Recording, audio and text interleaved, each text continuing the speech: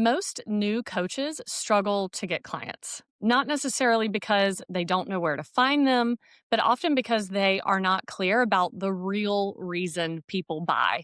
This really goes back to basic human psychology and understanding consumer psychology. And I think that once you understand this, it'll be easier to get the clients, especially your ideal client, is really what you're going for. By the way, I'm Jessica. I'm a seven-figure academic coach who left the academy over a decade ago. I quit my full time position to start a coaching and consulting practice. And even if you're not an academic coach, which you're probably not, I think what I can share with you today about the things I did in those early months and years to build my practice, I think are going to be directly relevant to you. I'm going to talk about three specific strategies, and they're not going to be what you think. It's not going to be about exactly where to go and what to do. Some of it is about getting clear on what you're going to do in terms of a transformational journey. So that's the very first strategy I want to touch on is getting clear on your value, the transformation you are providing. If you're not clear on that, it's going to be difficult to sell someone on working with you. So let's talk through exactly what that means. It doesn't mean talking about your credentials necessarily, although that does help with credibility. It's not just about your credentials or your coaching methods or the fact that they're going to pay for your time. It's really about how they're going to get to the results, not just the result itself. I'll give you an example. Early on, I was working with faculty who were writing grants, and the very clear result they were looking for was getting the grant. But often the reason that they weren't getting the grant had nothing to do with their intelligence or their skill set. It was often around these emotional states, such as lack of confidence or imposter syndrome. And I knew what those emotional states were like because I had been there. So early on, I really had to sit down and reflect on what it was like to be in that emotional state, what were sort of the conditions I was facing. And then I had to think through how I was going to communicate what that journey would be from getting from a state of maybe low confidence to confidently collaborating with other researchers and submitting that grant, even if they didn't think that they were going to get it. And so for me, thinking about through that confidence, and this honestly goes, this is true for whether you're a health coach or a business coach or a life coach. Confidence is just one of those things that everyone kind of needs in order to get a transformation. I really had to outline okay, well, confidence leads to speaking up. Speaking up leads to opportunities. Opportunities leads to results. You see what I did there? I really outlined like what are those next steps based on building some confidence. And then I was able to better communicate how we were going to get to the results by focusing on the emotional state of the client. You may have clients who come in different emotional states. So you might have different sort of buckets, if you will, for these emotional states. And then you're going to really write down pen and paper or sit on your computer, type into your keyboard, and make sure that you know like how to identify that emotional state and how to explain to the prospective client how you're going to transform that emotional state in very concrete ways.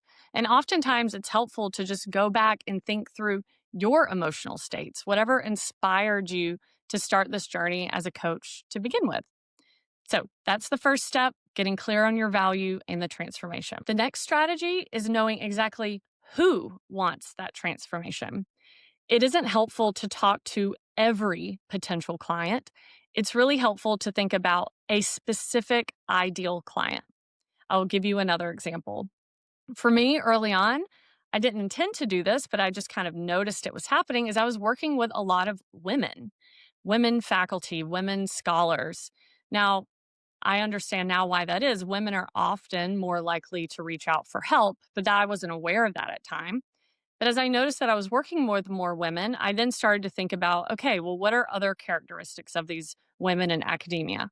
Oftentimes, they were early career scholars, they were recent graduates of a PhD program, they were new to the academy, so they were experiencing imposter syndrome. They also weren't familiar with like the hidden language and the hidden curriculum in academia. And so once I started to outline those characteristics, I started to have a lot more clarity on where those people tend to congregate. And then that'll lead into the next step, which I'll get to in a moment. So I want you to ask yourself a few questions in order to get this clarity around knowing exactly who wants the transformation that you're going to deliver. Like, what result are they desperately trying to get? What does it matter to them emotionally or practically? What's stopping them from getting it on their own? Where do they spend their time online? This is a big one. And what tiny details make them human? And as you get to know your client more deeply, your messaging will absolutely get sharper. So, back to my example, as I started to realize that not only was I working with women, but these were recent graduates, I was able to tap into the things I know to be true about recent graduates who are entering the academy for the first time. For example, I know that they struggle with balancing all of their responsibilities. Early career faculty often are responsible for teaching. They also have to do research, which means they're publishing, they're going to conferences, and then they're also trying to write grants. And then there's also a service component for early career faculty. And it's a lot. It's a lot to juggle. And because I knew that to be true myself, I was able to talk to those very specific challenges and even more readily identify them when I was interacting in these online groups where my clients were congregating online. So try to answer those questions for yourself. Know exactly who is seeking that transformation and go as narrow as possible so you're not targeting everyone. When you're targeting everyone, you end up not really targeting anyone. That's the paradox. The third strategy is what I like to call the proof of concept method. This is really important because when you're just starting out, you oftentimes don't have any client testimonials, you don't have a reputation, and therefore you don't necessarily have credibility other than just the credentials you're bringing to the table. In order to use the proof of concept method, this is exactly what you're going to do. You're going to start by thinking about what is one specific problem your ideal client has. Get clear on that one problem because you don't want to do too much. And then think about what is a short experience that you can provide to solve that problem. I think of this as like a tangible micro win. You're not trying to do too much and target a long term result. I'm going to give you a simple example. In research, it's often very challenging to stay on top of all the literature that's coming out. There's new articles being published every day, and it can be overwhelming for faculty to stay on top of that research. Something really simple that I would teach my clients to do was set up a Google Scholar alert on their research topic so that anytime a new article came out that was directly relevant to their research, they would get an email. It's really, really simple, but it immediately takes away some of that stress of having to find time to constantly set aside time to look for the articles and stay on top of the literature. Now it just arrives to your inbox every day. And the added benefit of that is that my clients would think of me every time they got that Google Scholar alert. So that's an example of a really tiny micro win. So I'm sure that there are plenty of these that you could think through and even experiment with. And that's what you need to do early on.